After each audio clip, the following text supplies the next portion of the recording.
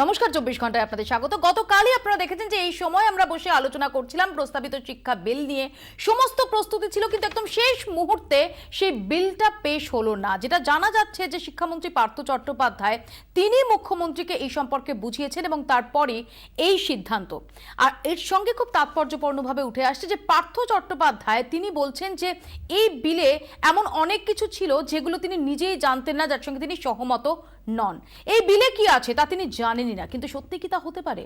বিল তৈরির দায়িত্ব দেওয়া হয় শিক্ষা দপ্তরের এক শীর্ষ আমলাকে। সূত্রের খবর, সরকারের শীর্ষ স্তরের সঙ্গে সরাসরি আলোচনা হয় ওই আমলার। বিল ছেপে আসার পর শিক্ষামন্ত্রী দেখেন আলোচনা হয়নি এমন অনেক বিষয় রয়েছে বিলে। যেমন সরকারের নির্দেশ না মানলে বেতন বন্ধ নিয়ে আগে আলোচনাই হয়নি। শিক্ষামন্ত্রী বুঝতে পারেন এই বিল পাশ হলে তুমুল ক্ষোভ তৈরি হবে শিক্ষা মহলে। এমনকি সরকারপন্থীরাও ক্ষুব্ধ হবেন। প্রবল চাপে পড়ে বিল তৈরির উদ্দেশ্যটাই ভেস্তে যেতে পারে। বিষয়টি মুখ্যমন্ত্রীকে বোঝান পার্থ চট্টোপাধ্যায়। শেষ পর্যন্ত বিল পেশ স্থগিত হয়ে যায়।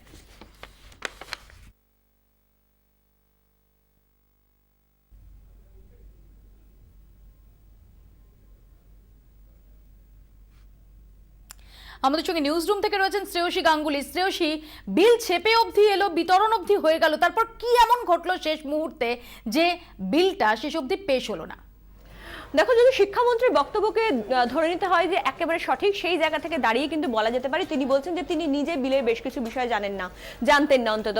এবং যেটা শিক্ষা দপ্তর সূত্রেও কিন্তু যেটা জানা যাচ্ছে যে মূল যে বিলটার মূল এসেন্স ছিল এটাই যে শিক্ষা এডেড ইউনিভার্সিটি এবং এডেড যে কলেজগুলো রয়েছে, অনুদানপ্রাপ্ত যে ইউনিভার্সিটি কলেজগুলো রয়েছে, সেইগুলোর উপর সরকারের একটা নিয়ন্ত্রণ কায়েম করা। এটা খুব স্পষ্ট, এটা দলীয় স্তরে ওটা সিদ্ধান্ত হয়ে গেছিল এবং সেই অনুযায়ী কিন্তু বিলের একটা খসড়াও তৈরি হয়েছিল, যেটা শিক্ষামন্ত্রী অনুমোদনও করেছিলেন।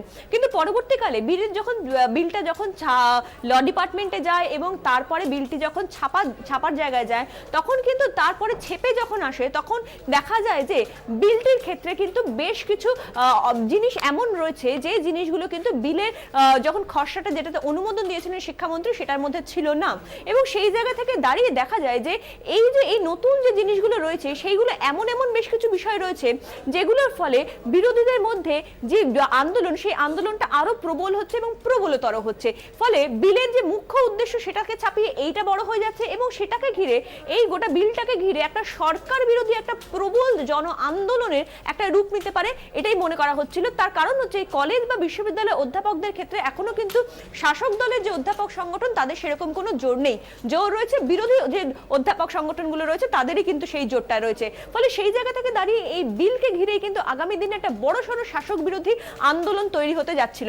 এবং সবচেয়ে বড় কথা, আগামী 7 তারিখ নেতাজি ইন্ডোর স্টেডিয়ামে একটা সভার আয়োজন করা হয়েছে, যেখানে নিজে মুখ্যমন্ত্রী তিনি রাজ্যের সমস্ত অধ্যাপকদের, উপাচার্যদের তিনি কিছু একটা বলবেন। ফলে সেই জায়গা থেকে দাঁড়িয়ে এই বিল যদি পেশ হয়ে যায় তাহলে কিন্তু সেই অনুষ্ঠান সেটাও কিন্তু বাতিল হতে পারত। ফলে তিনটে বিষয় উঠে আসে। এক হচ্ছে বিলের বেশ কিছু বিষয় শিক্ষামন্ত্রী জানতেন না, যেগুলো বিলটি তৈরি করার দায়িত্ব, ফাইনাল করার দায়িত্ব সেটা যাকে দেওয়া হয়েছিল তিনি সেই বিষয়টি বেশ কিছু তার মধ্যে ঢুকিয়েছেন, যেটা শিক্ষামন্ত্রী নিজেও বলছেন। দ্বিতীয় বিষয় হচ্ছে বিলকে ঘিরে একটা বড়সড় সরকার বিরোধী আন্দোলনের পটভূমি তৈরি হচ্ছিল। এবং তৃতীয় বিষয় হচ্ছে এই বিলের জন্য কিন্তু আগামী 7 তারিখে মুখ্যমন্ত্রী যে সভা, সেই সভাও কিন্তু ভণ্ডুল হয়ে যেত বা সেই সভা কিন্তু সফল হতো না। ফলে সামগ্রিকভাবে গোটা বিষয়টা খতিয়ে দেখার পরেই কিন্তু এই সিদ্ধান্ত নেওয়া হয়, যেখানে মুখ্যমন্ত্রীর কাছে জানানো হয় যে এই বিল এই মুহূর্তে সংশোধন না করে কিন্তু বিল পেশ করলে আগামী দিনে একটা বড়সড় সমস্যা হতে পারে, রাজ্যে একটা বড়সড় আন্দোলন হতে পারে। এবং তার পরবর্তীকালেই কিন্তু মুখ্যমন্ত্রীর নির্দেশে এই সিদ্ধান্ত। কিছুক্ষণ আগে পার্থ চট্টোপাধ্যায় একটি অনুষ্ঠানে তিনি জানিয়েছেন, তিনি এটাও বলেছেন যে বিরোধীরা একটা দাবি করছিল যে তারা বিলটাকে ভালো করে পড়ার সময় পাননি, যেহেতু খুব তাড়াহুড়ো করে বিলটা আনা হয়েছে তাই জন্য বিরোধীদের পড়ার সময় দেওয়া হলো। কিন্তু পাশাপাশি এটাও ঠিক যে এই বিল কিন্তু আসবে, অর্থাৎ কার্যত এটাও পরিষ্কার করে দিয়েছেন যে সরকারের যে মূল এসেন্স ছিল, মূল যে উদ্দেশ্য ছিল বিলটা আনার জন্য, সেই উদ্দেশ্য নিয়েই কিন্তু বিলটা আবার আসবে। যদিও বিলের যে ধারাগুলো নিয়ে এই যে সমস্যাগুলো তৈরি হয়েছিল সেই ধারাগুলো কিন্তু উইথড্র করা হবে বা সেই ধারাগুলোর ক্ষেত্রে কিন্তু পরিবর্তন হবে। এক্ষেত্রে যে প্রশ্নটা তুমি করলে যে এই বিলের ক্ষেত্রে সত্যিই কি এরকম হতে পারে যে শিক্ষামন্ত্রীর একটা একটা দপ্তরের বিল আসছে, সেক্ষেত্রে সেই দপ্তরের যিনি মন্ত্রী তিনি ফাইনালি জানতেই পাচ্ছেন না আলটিমেটলি সেই বিলের মধ্যে কি রয়েছে। Exactly, হ্যাঁ। একেবারে সেটা কিন্তু একটা বড় সড়ো গাফিলতির জায়গা।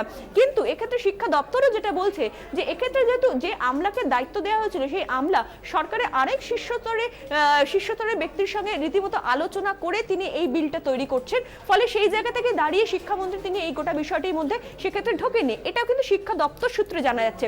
যদিও এই বিষয়টা একেবারে নিশ্চিতভাবে বলা যায় যে বিলটা যখন আসছে, একটা বিল একজন শিক্ষামন্ত্রী যিনি পেশ করবেন বিধানসভায় দাঁড়িয়ে, বিলটা ছেপে কি এলো সেটা তিনি দেখবেন না, সেটা তার দেখার দায়িত্ব নেই। এবং যখন তিনি দেখছেন, তিনি গত পরশুদিন যখন এই বিলটা সকলের কাছে চলে আসছে তারপরেও তিনি এতক্ষণ সময় পেলেন, তারপরেও এতটা সময় কেন লাগলো এই সিদ্ধান্তটা নিতে যে বিলটা সত্যি সত্যিই আমরা আজকে বিধানসভায় দিচ্ছি না। কারণ এক্ষেত্রে আজকে সকালবেলায় যে লিস্ট পাওয়া গেছিল সেখানে কিন্তু দেখা গেছিল যে কারা কারা এই বিলের সপক্ষে বা বিপক্ষে বক্তব্য রাখবেন, অর্থাৎ বেলা পর্যন্ত কিন্তু এটা খুব পরিষ্কার ছিল যে বিলটা আসছে। ফলে এতটা সময় কেন লাগলো যদি বিলটা উইথড্রই করতে হয়? আমি আসবো শ্রেয়সী তোমার কাছে, তুমি আমাদের সঙ্গে থাকো। আমরা একবার দেখে নেবো যে বিরোধীরা কি বলছেন। আব্দুল মান্নান এবং সুজন চক্রবর্তী তাদের বক্তব্য শোনাবো। এটা জনগণের জয়। জনগণের কথাটাই আমরা বলতে চেয়েছিলাম। যখনই সরকার শোনে না তখনই আমাদের সঙ্গে বিরোধ হয়। আজকে জনগণের যে দাবিটা আমরা তুলে ধরেছিলাম, আমরা উভয় পক্ষ, সেই দাবিটা যখন সরকার মেনে নিচ্ছে আমরা নিশ্চয়ই সরকারকে ধন্যবাদ জানাবো। এটি তো পার্লামেন্ট সিস্টেম। জয়টা জনগণের জয়। জনগণের কথাটাই আমরা বলতে চেয়েছিলাম। যখনই সরকার শোনে না তখনই আমাদের সঙ্গে বিরোধ হয়। আজকে জনগণের যে দাবিটা আমরা তুলে ধরেছিলাম, আমরা উভয় পক্ষ, সেই দাবিটা যখন সরকার মেনে নিচ্ছে আমরা নিশ্চয়ই সরকারকে ধন্যবাদ জানাবো। এটি তো পার্লামেন্ট সিস্টেম। আমরা পরিষদীয় মন্ত্রী এবং শিক্ষামন্ত্রী তার সেটাকে গুরুত্ব দিয়ে তার চিফ মিনিস্টার এবং অন্যদের সঙ্গে নিশ্চয়ই কথা বলেছেন, কথা বলে সিদ্ধান্ত নিয়েছেন। আমরা এটাই স্বাগত জানাচ্ছি। নজিরবিহীন ঘটনা ঘটল। সরকার পক্ষ বিল আনলেন জনমতের চাপে। মান্নানদা বলেছে, আপনারা শুনেছেন, জনমতের চাপে আমাদের যা বক্তব্য ছিল, মানুষের যা মত ছিল, সরকারকে পিছু হটতে হয়েছে। সমস্ত কলেজ এবং বিশ্ববিদ্যালয় তার উপরে কন্ট্রোল, সরকারের কন্ট্রোল, স্টেট কন্ট্রোল। এর যে ভয়ঙ্কর বিপজ্জনক কালা বন্দোবস্ত সরকার করতে চাইছিল, জনমতের চাপে সরকারকে পিছু হটতে হয়েছে। এটা কালা বিল বলে আমরা বলেছি এবং সেই কারণেই আজকে আমরা কালো ব্যাচ পরেই ভেতরে ঢুকেছিলাম। স্বাধিকার, ইনোভেশন, স্টেটের ফান্ডিং মানে, যদি ফান্ডিং দেয় না ঠিক মতো, ফান্ডিং মানে কন্ট্রোল নয়। এই প্রিন্সিপাল গুলো খেয়াল রেখে যেন সরকার চলে, যদি না চলে পদে পদে ঠোক খেতে হবে। একটা ছোট বিরতির পর ফিরছি, সঙ্গে থাকুন 24 ঘন্টা।